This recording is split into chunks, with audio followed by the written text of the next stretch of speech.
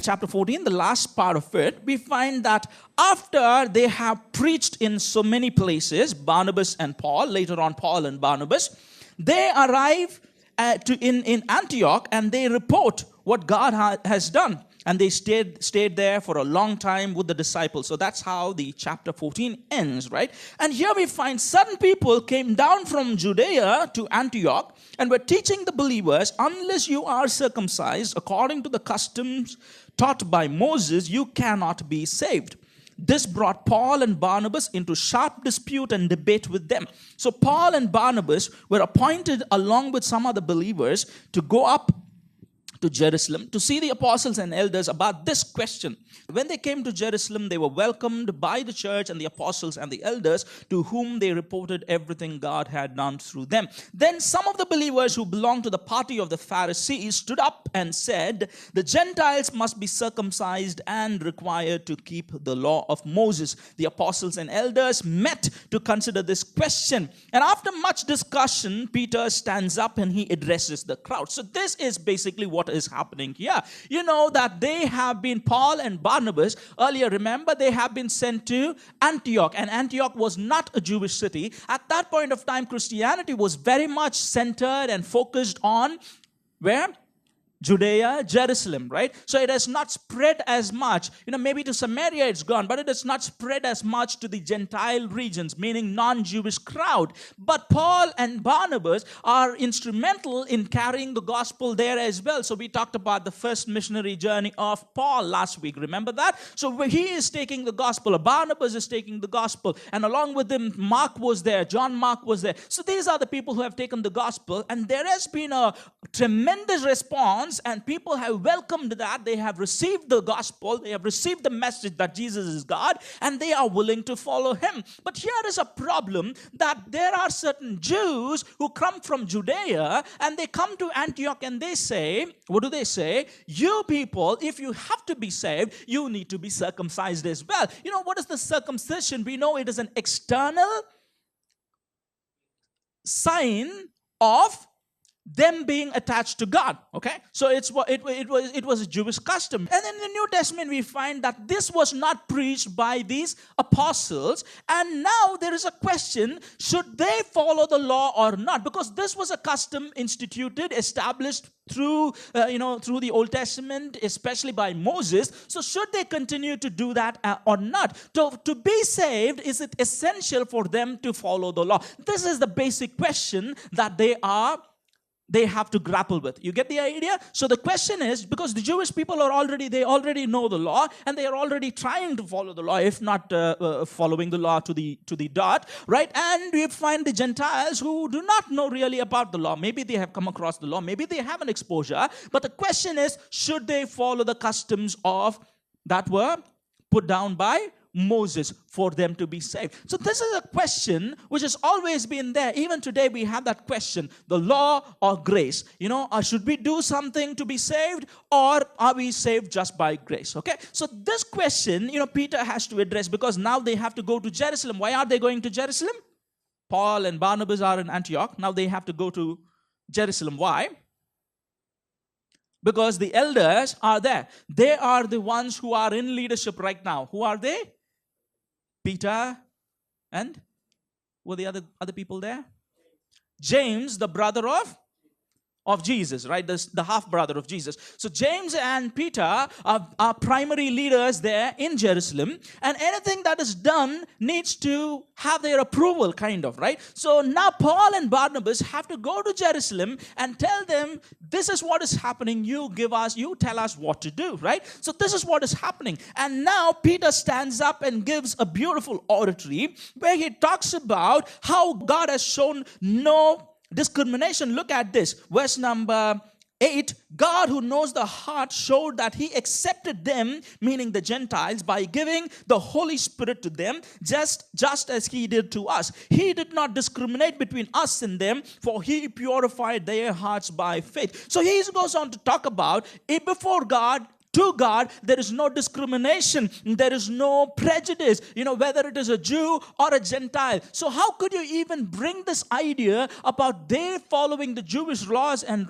rituals when everybody is equal? So this is the kind of, Peter's idea, which is very important for us to understand, because earlier he had a very different idea. Remember that? Before the vision about the sheet that came from heaven and God said, kill and eat. Before that, he had a totally different idea. He didn't want to go to Cornelius' house because of this mindset, and he has changed, and now he is telling the people God does not have prejudices. So this is an important thing. What is the philosophy of these disciples and apostles at that point of time? What was their mindset? I'm calling it philosophy.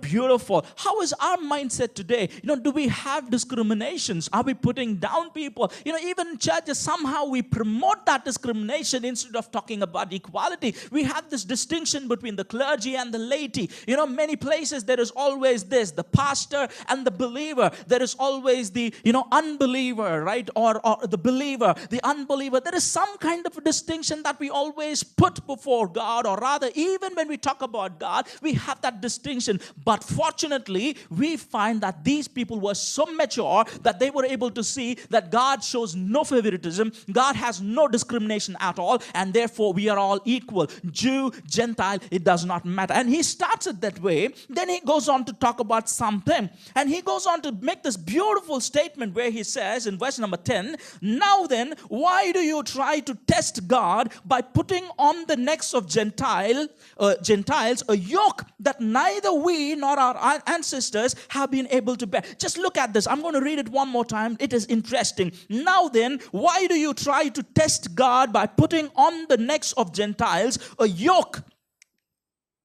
I'm underlining the word, a yoke that neither we nor our ancestors have been able to bear. So what is he talking about? They are saying, should they follow the law? They should follow the law. And he is saying this law had always been a yoke for us and for our ancestors. Why would you want us to put that yoke on the Gentiles as well? What is he talking about? Is the law bad? Why is Peter saying something like this? What do you think? Why was the law given? If the law was bad, then why did God give the law? Peter calls it a yoke, and a yoke which was given by God himself. And he is almost saying we were enslaved. We and our ancestors have been under that burden called the law. Now, why do you want to put it on the Gentiles? Why would God give you a yoke for you to carry? Why would God give a law which would be too heavy or burdensome, or something that would enslave you? What do you think about this? Do we have to follow the law? What about the 10 Commandments? Do we have to follow them? Okay, how is that a yoke? Why is Peter saying something like this? What was the point of the law? Why was the law given? How many of you think it is impossible to obey the law? Why would God give a law which no one can follow? You go and give a task. You all work in corporate structures. Someone gives you a job that is impossible to do, and then they find fault with you and say, you did not do it. How is it fair? How is it fair that you are given a task that cannot be done, and then you are accused, blamed that you have not fulfilled the problem is not about the law. Here, the problem is, can someone be saved by obeying the law? If you obey the law, what is sin again? What is sin? Basically, it's a disruption of the relationship between God and us. That is basically what it is, okay? Clearly put, easy to understand. You have a relationship with someone. You have a relationship with God. And that has been disrupted by something when you have dishonored him. He's your father. Supposing, just think about this. This is a relationship with your father. Your father is alive and he is well. And you say, you are not my father. I don't like you. I want someone else as my father. Isn't that going to be hurting? So when you dishonor God, you have broken that relationship, right? You have brought that rift in the relationship. And what's the other thing that happens? Very easy to understand again. You break something that belongs to that person, right? Your father is, for him, something is precious, or maybe a couple of brothers are there in the family. You go about hurting your brother. Isn't that going to hurt God? Against him, against his creation, This is what sin is, right? And here, the law just tells us if we follow this, we will not really break that relationship with God. All the law says that, right? All the 10 commandments, everything just talks about this. Honor God and do good to the creation. If we had followed the law, would the relationship have been broken? Would the relationship have been disrupted? If you had honored your father, if you had, not hurt him, would that relationship still be there? Okay. Why is it not there? Is it because it is too hard, or is it because we have intentionally said it's not about it being too hard? It's about me saying I make a choice. I know that it is hurting you. It's not that I can't help hurting you. You get the idea? It's not like I can't help hurting you. There is no way I automatically hurt you. No, I make a choice to hurt you. That is what sin exactly is. It's not that, somehow automatically you do. It's a choice. It's an active choice that you make. Okay? And after having made an active choice to hurt him, then you go about taking a gift to him. Okay? How is it going to mend that relationship? You have hurt someone very badly. Okay?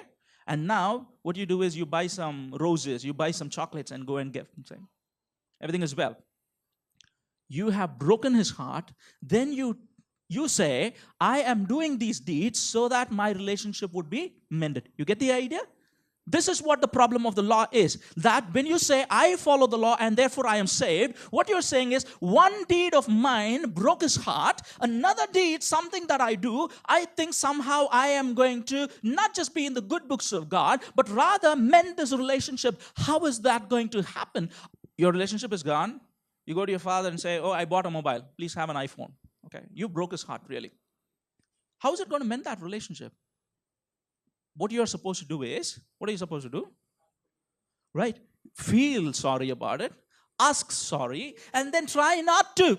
This is where the aspect of grace comes to play. Therefore, I intentionally did something bad, and now intentionally I tried to do something good, does not compensate for the fact that I have already hurt you. You understand? That is why just following the law does not make this relationship mended. And what is salvation? Very simply put, what is salvation? Again, think about it as a relationship. It's a restoration of the relationship with God. Simple. Salvation is this, okay? Yeah, I know there are, it could be made a little bit more complicated. It's as simply put, this is a restoration. The relationship with God is broken because of your active deed which hurt him. You actively made that deed happen. Adam and Eve actively, it was not that they did not have a choice. They definitely had a choice. And if they had not broken that, if they had made the right choice, they would have followed the law. The law is basically telling this is what, you need to be doing. Or rather, if you do this, you will not be breaking this relationship. But I have already broken this relationship, not because I was forced to, not because it is too tough, but it is because I have actively chosen, for some reason or the other, not to follow him. And now, what I do is, I do go about doing a good deed and saying, I'll do this. But salvation, for that relationship to be restored, that is what is called salvation. What needs to be done is, you ask forgiveness, you feel sorry about it, you repent of those things, and that in itself is not going to, you ask sorry, is that going to immediately restore the relationship? What do you think? If two people are there, when is the relationship restored? You go and ask sorry. And the other person says, okay, I forgive you. Then the relationship is restored. And that is a prerogative of the victim. The victim has to say, oh, I forgive you. Oh, I did everything. Yeah, I tried my best. The victim has to, forgive, right?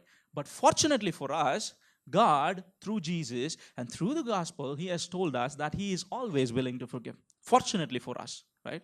If only he was like us, then our life would have been miserable, right? But fortunately for us, he is saying, I'm willing to. So what is the salvation? What is this law? The law was never bad. If he had actually followed the law, rather, after having broken the law, there is no point in now following the law, saying, I will be saved.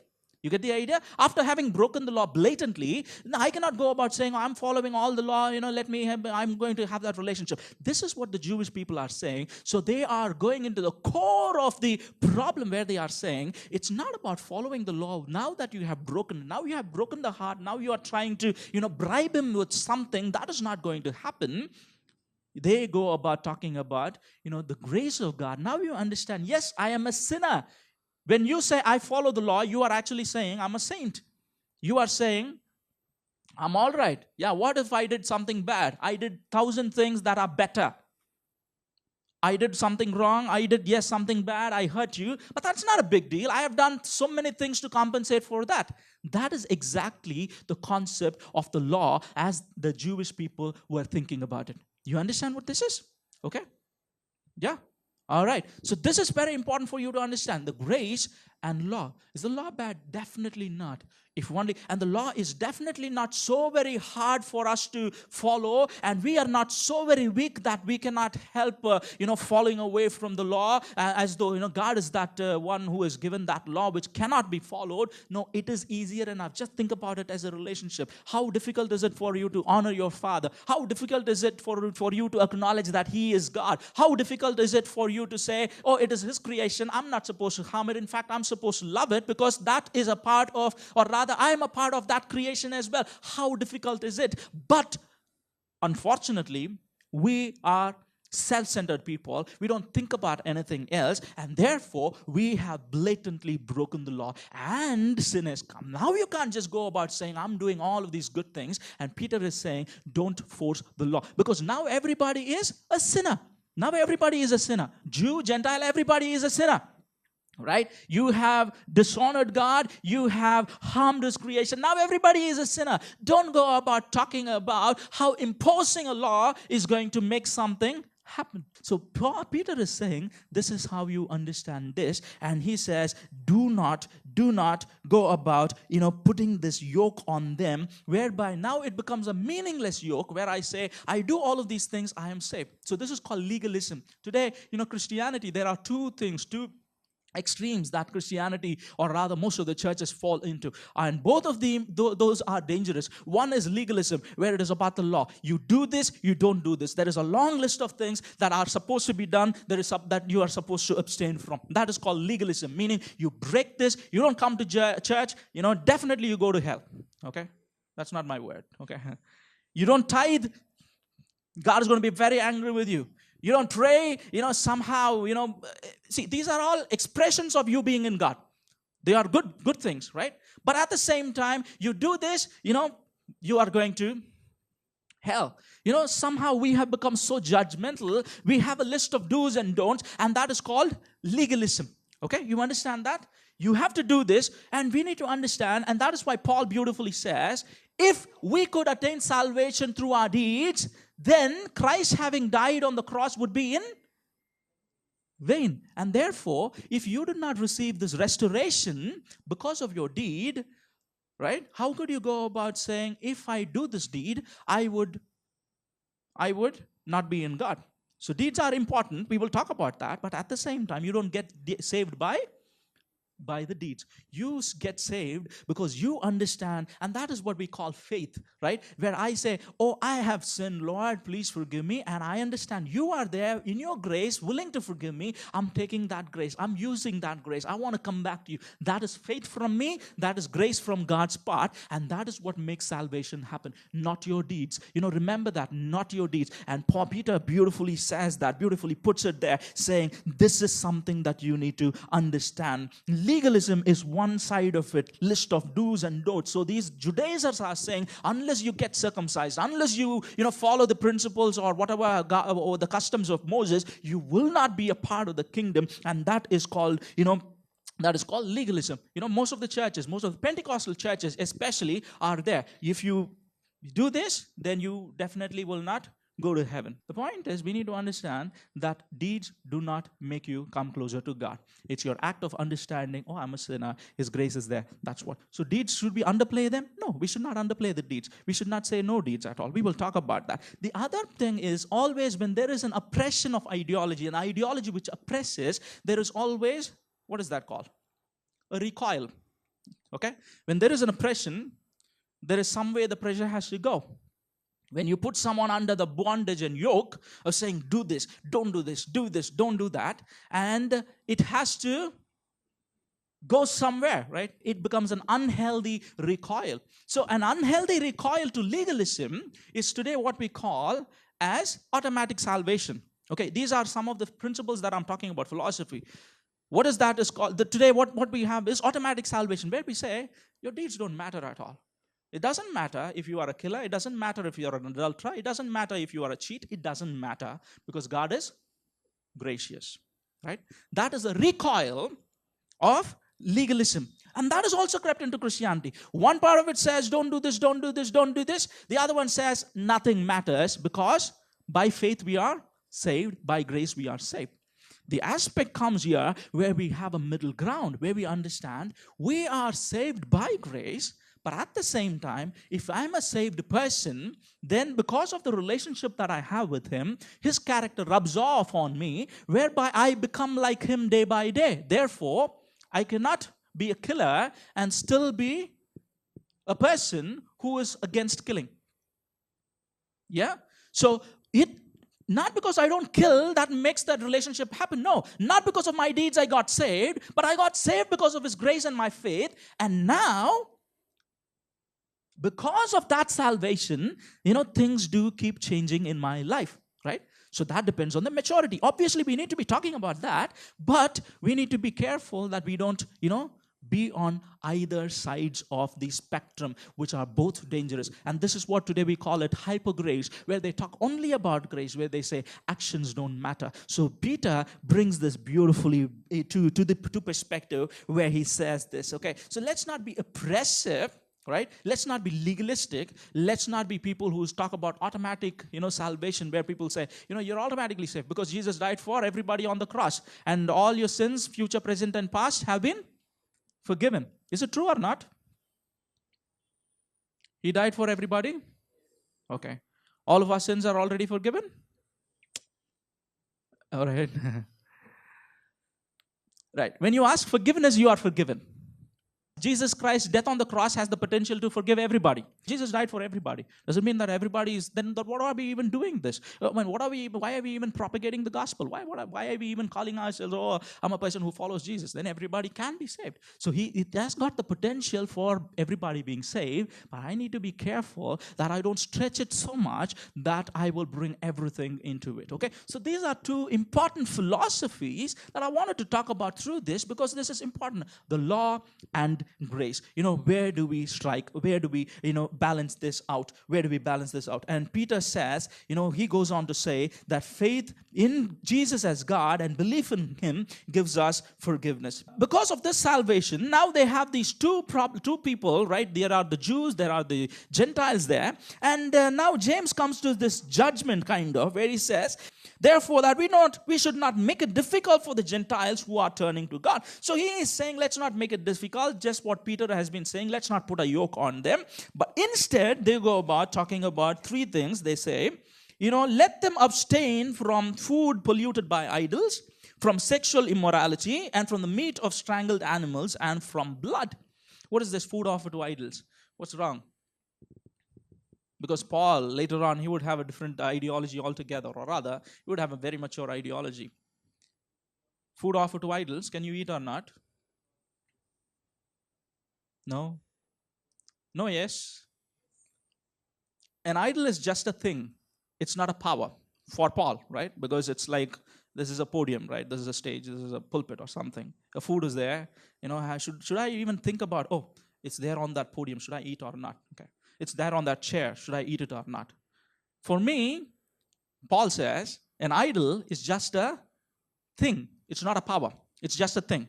And therefore, for me, what? It doesn't matter. Because when I say, it's been offered to an idol, then I am giving power to something which has no power. In 1 Corinthians, he talks about that. You get that idea where he says, are you all here? If I'm saying, it was offered to idols, then I'm saying that idol has got some kind of a power, when in fact it is just a wood or just a piece of stone or just a piece of whatever, and therefore I need to treat it as it is. Okay?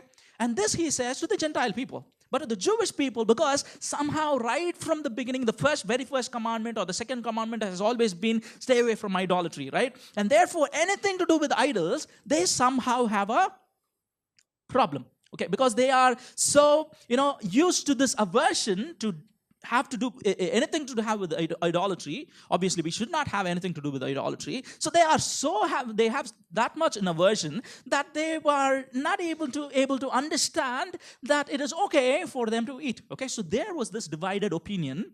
The Gentiles did not have a problem at all, right? For the Jewish people, they had a problem. And Paul later on would write that, because of the weaker brethren, weaker brethren. Who are these weaker brethren? Who are not able to understand that idols are just things. People who think that idols are something powerful. He says, because of them, don't eat when you are with them.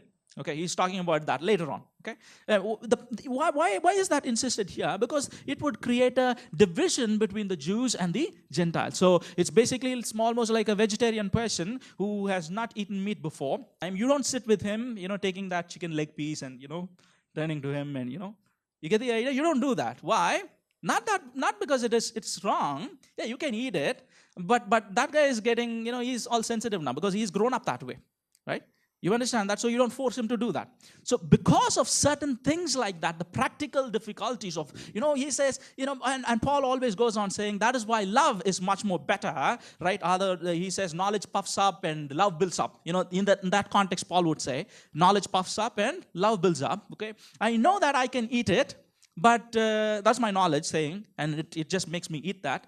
But if I have love for that person, I would say, yeah, I'm okay with that, but for you it is a little bit awkward, so therefore I will avoid it because my love is more than I give importance to love more than I give importance to my knowledge. Okay, so here you find Peter beautifully brings that into picture, or rather James and Peter and all these people bring into picture where they say do not eat, stay away, just because of the rift between that. The same thing applies to what is that? Blood and strangled animals. For the Jewish people, blood is, what is blood? Life. Okay? And therefore, it belongs to life, belongs to God. I'm not supposed to touch blood. That purely belongs to God. Okay? And for the Gentile people, they did not have that ideology at all. So, and that is why strangled animals, Jewish people were supposed to stay away from. You know why? Because it still got blood inside, and therefore they thought blood was only for God. You can't consume it because it belongs to God. Okay, and that's their ideology that's been taught. Now the Gentiles don't have that, so they are okay with eating that. Now Paul and Peter and James and all of these people come and say, because of the concern for both groups, because they are all together now, two totally different groups sitting together, having a meal together, stay away from this. That too, those two we understand. What about sexual immorality? Why is it included here? Why is this specifically given to the Gentiles? You need to understand it's got a very religious connotation. Because most often in the first century and even in the Old Testament, you will look at the Canaanites and things like that. They were called fertility religions, right? Fertility religions. So they had something called fertility rituals. For them, they had, in the pantheon list of gods, if any religion has male gods and female goddesses, that means it's a fertility religion. Meaning, they understand God as being sexual. Okay? And they think if the male god and the female gods goddesses come together, there will be fertility. Okay? And to make that happen, they would have different kind of rituals that do happen on earth. You get the idea? And that is why even in Deuteronomy, God would say, do not put two things together. What are they? He would say, do not put wool and cotton together. He would say, do not plant two kinds of seed on the same ground. These were kind of sympathetic magic that they would do to represent these male gods and female goddesses coming together, whereby there will be fertility on earth. So they will combine two things that are not usually put together so that somehow magically this will happen. So they thought of God as sexual being, and And it's surprising if you know about even the Hindu religion, even about some of the ancient religions, you would have this idea about sexuality always related with God. Okay, and if you read Osho Rajneesh's book is called From Sensuality to Super Consciousness. He will write this. Okay, he will talk about this. Right, this is always there. So, especially in Corinth and other places, you would find, sexual immorality was not even considered immorality. It was a part of their religious ritual. You get the idea? It was a part of their religious ritual where this is not considered as sin, but rather it is something considered as appeasing to God. And now that these Gentiles are following God, they have to leave this behind, and that is why the specific teaching that sexual immorality obviously is wrong all along, but to the Gentiles, as it is always related to, all of these are related to, what is that? Judaism and Gentile religion. Judaistic religion, Gentile religion, there are these distinctions, and these people say, stay away from that. Okay, so what have we looked at today? I've just kind of made it a Bible study almost today. We've talked about almost all the verses, but we've talked about just one thing for today. What is that?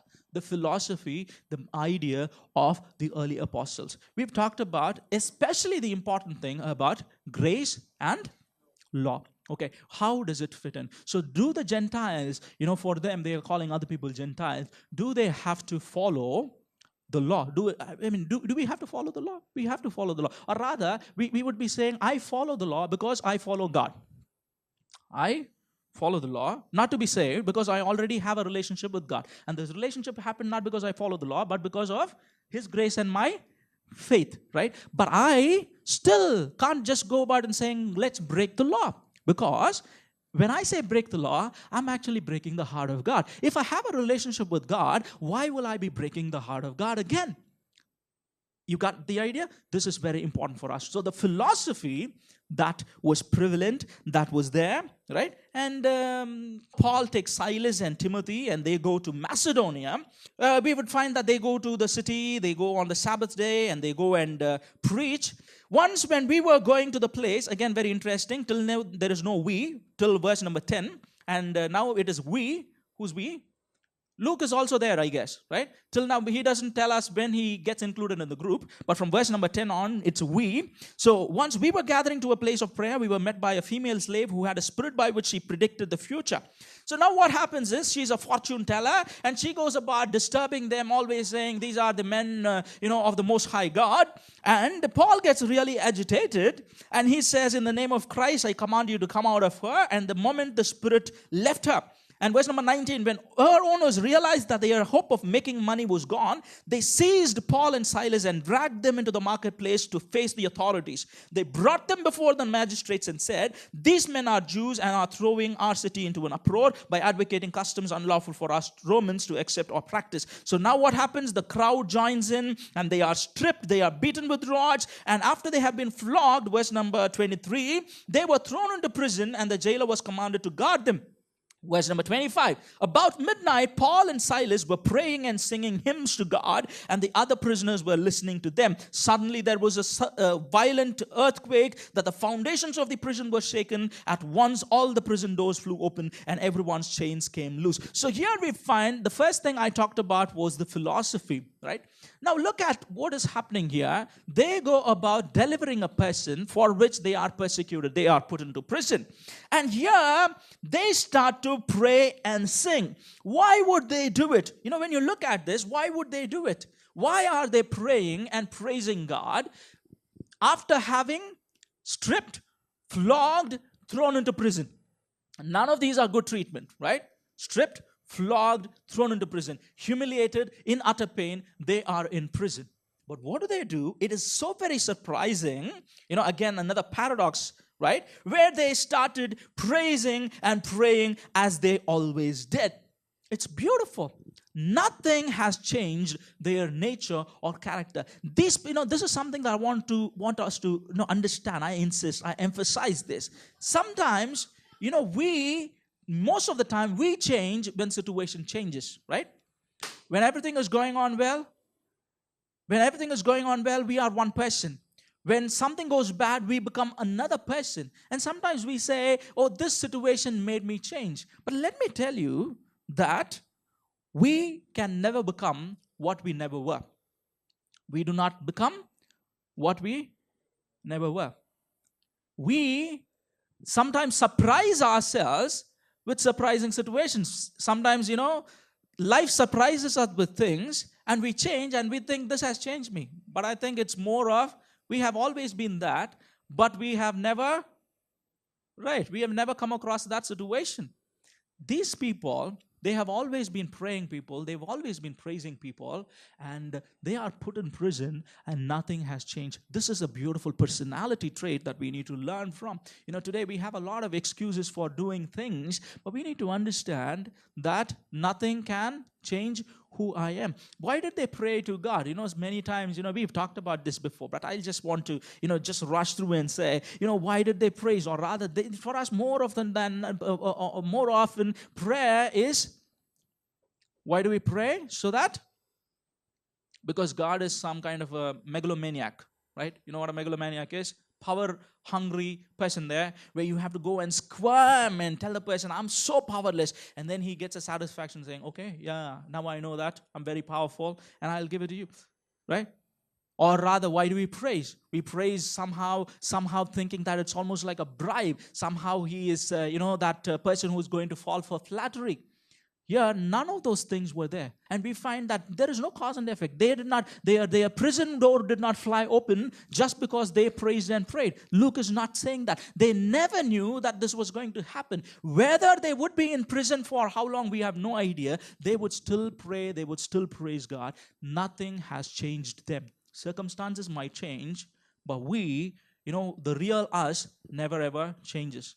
Right? That is what we find in Joseph. He was always that person, no circumstance could change. Daniel was that person that no circumstance could change. You find here also, who is this? Paul and Silas. They are these people that nothing is changing them. So never ever give an excuse saying, I changed because of circumstance. You never change because of circumstance. You are that person, but somehow this is the circumstance that has brought you to the limelight, okay, that has shown you as who you are.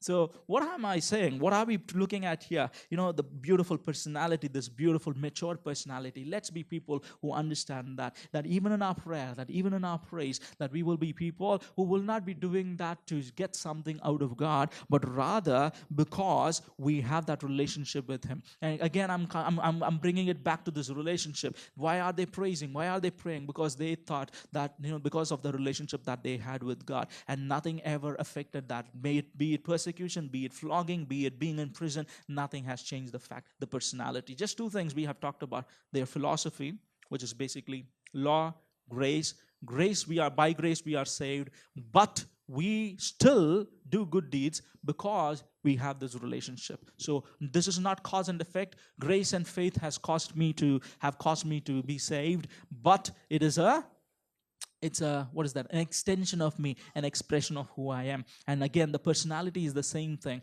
It is basically, I am who I am. I am in God. This relationship is so very important for me. And therefore, no matter what happens, I'm still going to be the same. So two things, may God help us, that at least some of these things we will be able to put into practice. Let's bow down our heads and look to the Lord in prayer.